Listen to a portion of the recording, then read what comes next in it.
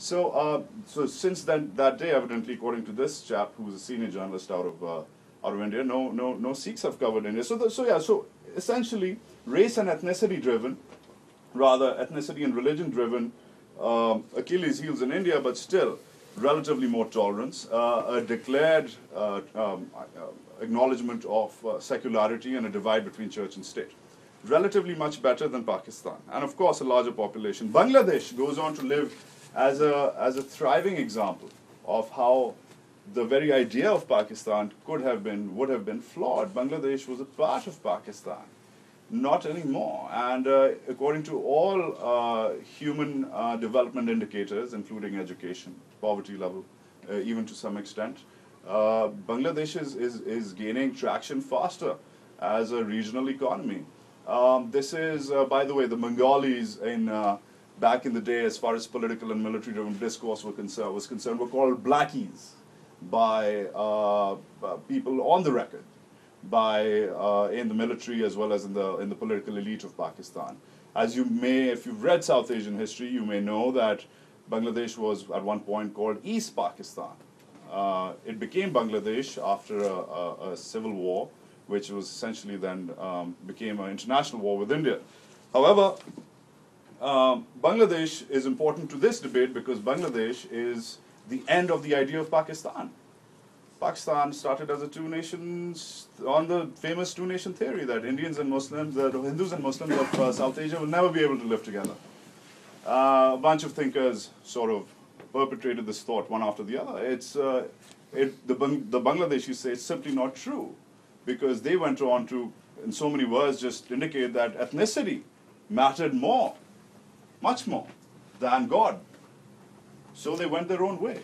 And Afghanistan, the bad boy of South Asia, which is where no one can get around, Afghanistan continues to exist as this laboratory of ethnic and religious hatred. And it just seems that even though Pakistan has treated Afghanistan as its backyard, so to say, for the last couple of decades, but instead of getting Afghanistan on its side, Pakistan has actually continued to unravel the Afghan state, so much to the effect that Afghans hate Pakistan. Polls conducted in Afghanistan continue to say that. So the Pakistanis typically fall back to a simple catechism saying, oh, we opened up our doors for you. We let in around 3 or 4 million of you here. You know, you guys have families here. You married here. Your kids went to school here. Well, thus we're going to try to use your territory to do what we do, and we're going to be one big country with 2 separate states, so to say. That's the sort of thing, that's the whole strategic depth thing about Pakistanis wanting to use Afghanistan. But the Afghans hate the Pakistanis, which also goes on to show that other things matter. Ethnicity matters, language matters. So your story, My story starts right there. I feel, I'll start with an example. I was flying, the example is premised on the end of liberalism. I feel that at this point, in the year 2011, the end of liberalism is nigh for Pakistan, in the permanent sense, in the irreversible sense. Around 8 months ago, I was flying to Islamabad on a typical regular PIA flight, and next to me was a gentleman who any one of you would recognize as a religious scholar / student / person. He had a beard up till here. His shalwar kameez was up till what we call above his ankles, his takhnas, and he had his green turban on, and he sat next to me. His mouth was smelling really bad because they, even though it was clean, they use dandasa, which doesn't kill your breath, but it sort of it's hygienic in that sense. So it kills the germs, but they do it because it's the Prophet used to do it. It's a traditional thing to do. The Prophet didn't have access to Colgate, obviously, that's perhaps why he did it. But anyway, so this chap still thinks that that's the right way to go in a cramped Pakistani aircraft. And he has the pleasure of sitting right next to me. I pretend, like most of the guys and gals in the aircraft in that area, he's not there. So I'm looking out my window, I'm counting the engines, there's 2 of them, so It's not really going anywhere. And then it's a 1 hour 50-minute flight. So at 1 hour 30 minutes, I flipped out. I'm like, all right, let's do this, right? Let's talk to him. Enough is enough. So in the last 20 minutes, I decided to actually talk to him, and it started off with something like this. So what do you do? It's like, I'm an atheist student. An atheist student. I'm like, okay, in which seminary? He's like, in this seminary. I'm like, how does it work? He's like, well, okay. Well, in our first 2 years, we learn Arabic. And in the 3 years after that, we just debate the Quran and we learn the Quran. And in the 3 years after that, now this is year 8, and this is year 7 now. In the 2 years after that, we end up learning the traditions of the Prophet. And then we start teaching, and now I'm in my final exam stage. I'm like, what do you do next? He's like, I still teach, I still learn, and I go up to blah, blah, blah degrees. I'm like, okay, wow, okay, stop. So you're pretty qualified. So you're going to end up teaching and working in mosques. He's like, yes. I'm like, so tell me something. What's your take on all of this? All of this, which is Pakistan. What's going on? And he's like, quiet. I'm like, no, seriously, like, I mean, I'm a journalist, I don't have much of a worldview about this because I don't get it from your perspective, so you need to talk to me. He's like, well, what do you do with a country which is driven by the devil? I'm like, excuse me? He's like, what do you do with a country which is driven by the devil? I'm like, the devil drives the country. He's like, yes, this is our fault. It's no one else's fault, it's our fault. I'm like, how so? He's like, well, this conversation is going to go 2 ways. I'm going to tell you the shorter one and the longer one first. I asked about who the devil was, right? So I started doing a pop quiz, so I was like, well, the Zardari, the president, he shook his head. He's like, no. I'm like, okay, well, Kayani, the general, the real president? He's like, no. I'm scratching my head. I'm like, Obama? And he smiles. Right? I'm like, okay.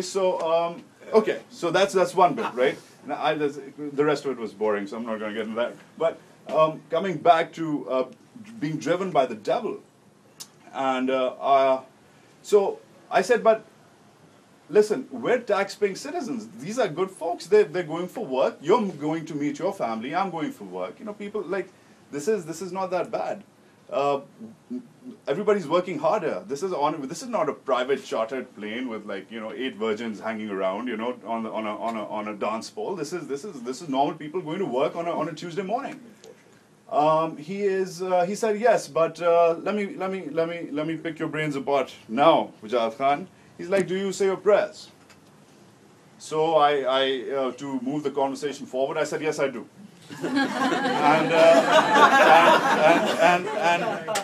And I'm not going to go on the record to say whether I lied or not. Secondly, he said, okay, well, what do you do before you pray? I was like, trick question, of course. I said, I do my wuzu, I do my ablutions. He's like, okay, what do you do? I'm like, well, I wash my hands. And he's like, okay, then. And I'm like, well, then I gargle my mouth. He's like, okay, then. And I'm like, well, then I wash my forearms. He's like, hold on. How do you wash your forearms? I'm like, okay, well, I wash my forearms under a tap, and it's sort of, I do the whole thing. And he's like, hold on. Does it touch your elbows? And I was like, yeah, I think so. He's like, no, there's no thinking. Does it touch your elbows or not? Does it wet your elbows 3 times over? And I'm like, there's probably chances that it doesn't wet my elbow 3 times over. It doesn't, probably, even when I used to do it, right? It probably never did that. He's like, well, if you don't wet your elbows 3 times over, or any other thing which is not perfectly done according to the ways of the tradition of the Sharia, which is what we follow, you're under the condition of being haram. Everything you do after this point, including your prayers, regardless of what you're thinking, is haram. And by the way, are you married? I'm like, yes. He's like, well, tell you what, everything you do with your wife, have done with your wife, is also haram. So he called me out for being the following. He called me out for being, a non-believer, for being a fornicator, for being a lot of things. Because I hadn't like water hadn't touched me 3 times. So it sort of went on to, I thought about it, we exchanged numbers, I still have it. But I thought about it, and I thought about how important the form, the letter versus the spirit of this whole school of thought is. That's key. That's key to understanding the future of the conflict. After 9/11, when Greg and I were together, I went to Afghanistan, and I was working with the local forces there when Operation Enduring Freedom had just taken effect, and the ANA had just arrested, the newly formed ANA had just arrested a commander, a local sub-commander rather, who was famous for one thing: slitting throats of Shias. And he used to, this was before they videotaped it, so he was just a legend. So this legend wasn't on record, but he was famous because he used to do it himself. And mind you, the Shias are a Muslim religious sect, not a extra Muslim religious. So they're not considered Muslim by a lot of people. And I was interviewing him, and he's sad, and he's not answering any questions. I'm asking about what drives him. He's not interested. I'm asking about his background. He's not answering. He's sitting there in chains, head down, bound by his feet, bound by his hands, in a cellar, a little outside Spin Boldak, the small border town near Afghanistan and Pakistan's border. And I say, so listen, I've got to write a story. Help me out. So give me something. And he looks up finally after my pled, and he says, I needed 2 more. I'm like, what did you need 2 more of? He's like, I was at 33. I needed 35 Shia heads to walk to the stairway of heaven. And the thing is that I went and did my research. There are no 35 Shia heads anywhere, right? You don't need 35 Shia heads for anything. But there's several versions of that going around. Some people think it's 70-something. Some people think this guy thought it's 35. This is a small construct of a larger argument, which we find ourselves today in. The argument essentially, once again, that the end of Pakistani liberalism is permanent is because that, ironically, the tools, the mechanism of religious bigotry, which has been created by both certain forces within Pakistan as well as outside of Pakistan to fight other forces, to protect Pakistan and the region, have actually turned on Pakistan. It's divine cannibalization. That could be one term. God was used as a political tool, or the idea of God was used as a political tool. But it's actually going to be the demise, in my opinion, of anything which is progressive and secular and free in that country. There's tons of examples. Tons of examples. You pick up the New York Times from last Friday, front page stories by Jane Pelez. Pakistan's only Christian cabinet minister starts, quote unquote, the only Christian cabinet minister in the Pakistani government was killed. ... True. Why was this guy killed? Well, he had cited his opinions against this so-called law called the blasphemy law. 2 months ago, before that, the governor of the largest province was assassinated by his own bodyguard. Right? There was an interesting follow-up to that. By the way, the follow-up to that is an interesting thing that minutes after the assassination of Pakistan's, of the governor of the Punjab, several Facebook sites went up.